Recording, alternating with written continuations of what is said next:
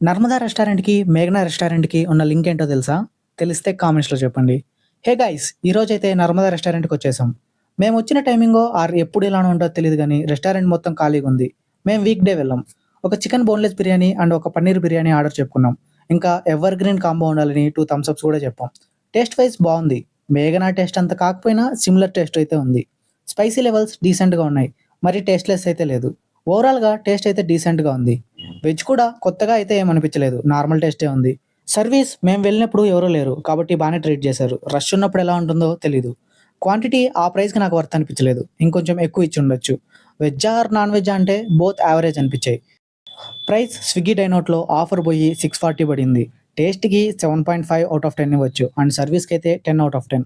And ambience 9 out of 10. And స్పైసీనెస్ నాకేం అంత టూ మచ్ స్పైసీ అనిపించలేదు. So 8 on 10. And quantity 7 on 10. Next restaurant ఏమై ఉంటుందో కామెంట్స్‌లో చెప్పండి.